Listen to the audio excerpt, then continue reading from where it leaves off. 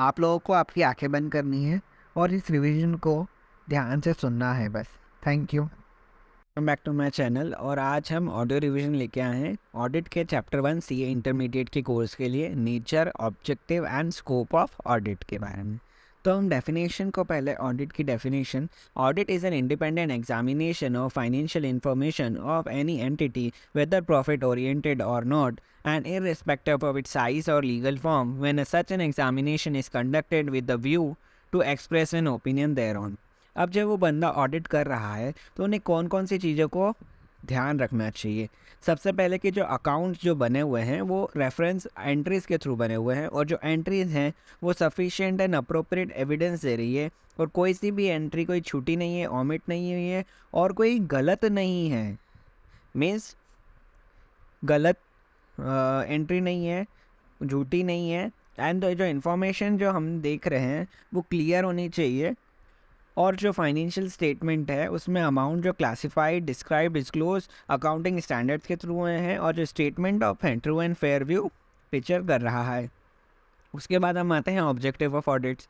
तो as per SA 200 overall objective of independent auditor is an audit of financial statement. The overall objective auditor are to obtain reasonable assurance about whether the financial statement as a whole are free from material misstatement and to report on the financial statement and communicate as required by the SS in accordance with the auditor's finding। अब हम बात कर रहे हैं scope of audit क्या है। तो scope of audit सबसे पहले कि सारे एस्पेक्ट को कवर करना, उसके बाद इंफॉर्मेशन रिलायबल और सफिशिएंट होनी चाहिए।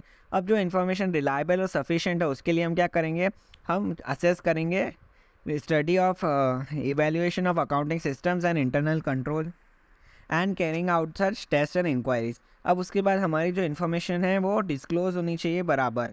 तो डिस्क्लोज के लिए हम क्या करेंगे, कंपेयर करेंगे फाइनेंशियल स्टेटमेंट को अंडरलाइन अकाउंटिंग रिकॉर्ड और सोर्स डेटा के साथ, और हमारा consider the judgement that the has been preparing the financial statement.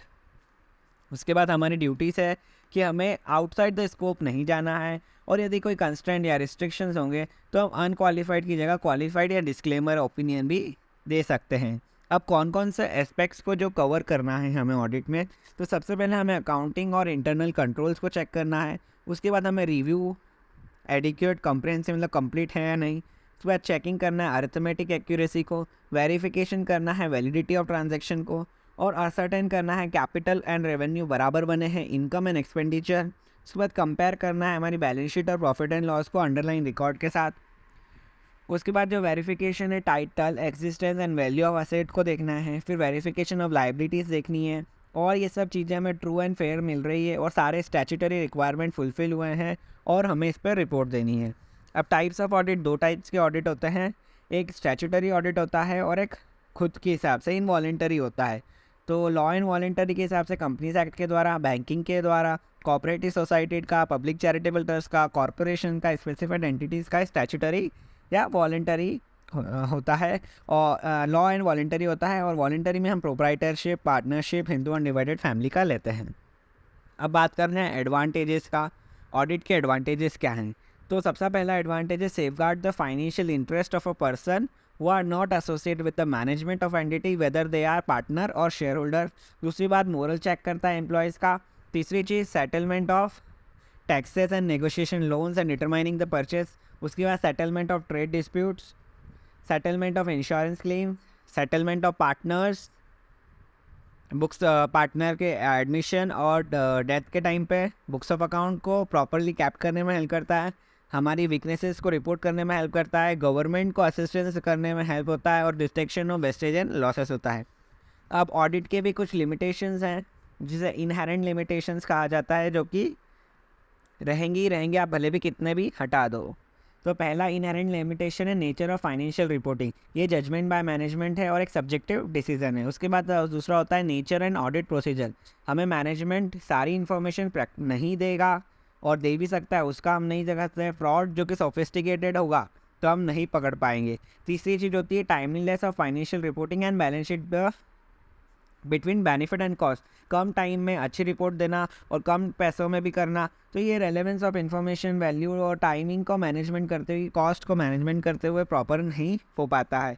Other matters जो हम कहते हैं कि फ्रॉड जो कि हाई लेवल ऑफ मैनेजमेंट कल्यूशन होता है, दूसरा रिलेटेड पार्टी ट्रांजैक्शन, और तीसरा लॉज एंड रेगुलेशंस के कारण हम कुछ बन जाते हैं या फ्यूचर इवेंट्स और कंडीशंस को हम फुलफिल नहीं कर पाते हैं। Elements of system of quality control की बात कर रहे हैं तो क्वालिटी ऑफ एन ऑडिटर में हमें 6 से 7 चीज़ें देखनी पड़ती है। सबसे पहले leadership requirement, ethical requirement, acceptance and continuance of client relationship, human resources, engagement, performance and monitoring. तो सबसे पहले हम लीडरशिप और रिस्पॉन्सिबिलिटी ऑफ क्वालिटी जो कि ऐसे 220 के ऊपर डिसाइड होता है, इसमें इंगेजमेंट पार्टनर और ओवरऑल क्वालिटी को हमें चेक करना रहता है और क्वालिटी को ही एज मस्ट है और क्वालिटी ही एसेंशियल है।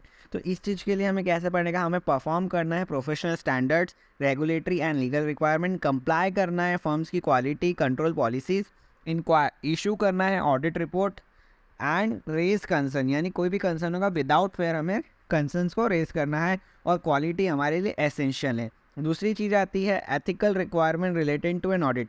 एथिकल रिक्वायरमेंट जो कि फंडामेंटल प्रिंसिपल्स हैं प्रोफेशनल एथिक्स के, जो कि हैं इंटीग्रिटी यानी ऑनेस्टी, ऑब्जेक्टिविटी यानी without any bias, professional competence and due care, हमारी नॉलेज, कॉन्फिडेंशियलिटी यानी सिक्योरिटी एंड प्रोफेशनल बिहेवियर। तो सबसे पहली चीज़ आती है इंडिपेंडेंस की। इंडिपेंडेंस 2 तरीके से होता है, independence of mind and independence of appearance. Independence of mind यानी the state of mind that permit the provision of an opinion without being affected by influences or exercise objectivity, professional skepticism.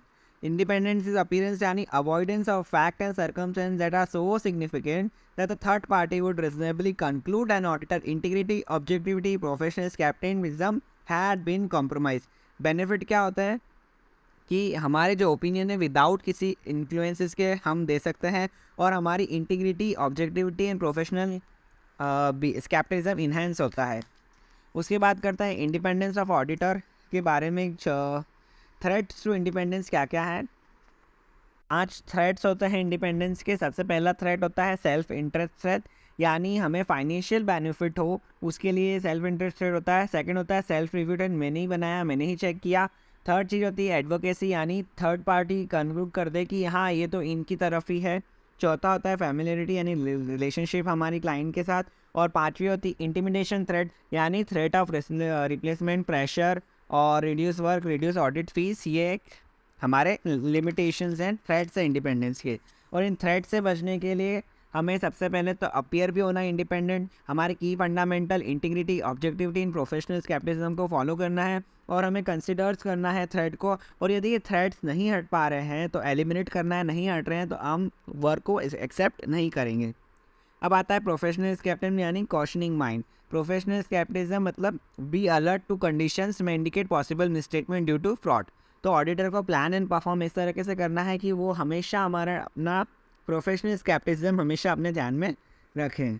जब हम acceptance and continuance हमारी जो client relationships में आती है, audit engagement हम लगते हैं, तो हमें SQC1 के हिसाब से क्या क्या चीज़ों को ध्यान रखना है। सबसे पहले हमें इन्फॉर्मेशन चेक करना है, इंटीग्रिटी प्रिंसिपल, किनकी इंटीग्रिटी चेक करनी है हमें, प्रिंसिपल ओनर की मैनेजमेंट पर्सनस की और those charge with government of entity. उसके बाद हमारी इंगेजमेंट इनकम्पिटेंट है या नहीं है, हम एथिकल रिक्वायरमेंट फॉलो कर पाएंगे या नहीं करेंगे, और ऐसी कोई फर्म की कोई सिग्निफिकेंट मैटर्स तो नहीं है जो हमें पता होने चाहिए पास्ट के।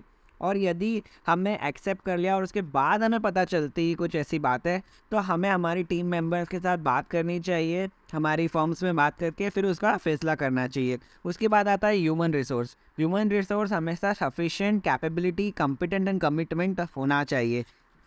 उसके बाद हमें पॉलिसी कैसी बनानी चाहिए उस चीज़ के लिए, तो सबसे पहले हम एस्टिमेट करेंगे कि हमें कितनी लोगों की नीड है। उसके बाद हम रिक्रूट करेंगे, उसके बाद परफॉर्मेंस इवैल्यूएशन करेंगे, उसके बाद कैपेबिलिटीज़ चेक करेंगे, कॉम्पिटेंस चेक करेंगे, career development, promotion and compensation करेंगे। अब इंगेजमेंट की परफॉर्मेंस की बात करते हैं, तो फर्म्स को जो कि पॉलिसीज़ और प्रोसीजर के हिसाब से परफॉर्म करना चाहिए, professional standards, regulation and legal requirement को फुलफिल करना चाहिए और issue report appropriate in the circumstances करना चाहिए। और जो ये पॉलिसी जहाँ कंसिस्टेंस रहे तो उसके लिए हम क्या करेंगे कि हम मैनुअल सॉफ्टवेयर टूल्स देंगे जिससे हम डॉक्यूमेंटेशन कर पाएँ और जो मैटर्स हैं उसे हम ब्रीफली हमारी इसमें लिख पाएँ, कंप्लाई करें इंगेजमेंट स्टैंडर्ड को, सुपरविजन, ट्रेनिंग एंड कोचिंग हमें चलती रहे, मेथड ऑफ रिव्यू करते रहें, अप्रोप्रिएट डॉक्यूमेंटेशन रहे और सारी पॉलिसी एंड प्रोसीजर करंट रहे। उसके बाद आता है हमारा मॉनिटरिंग।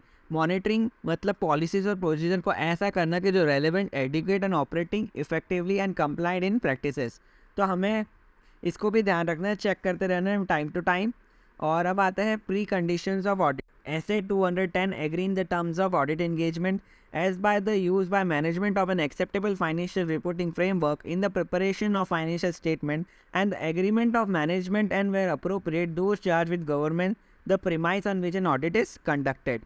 तो ये हमें फाइनेंशियल रिपोर्टिंग फ्रेमवर्क जो एक्सेप्टेबल है या नहीं ये चेक करना है।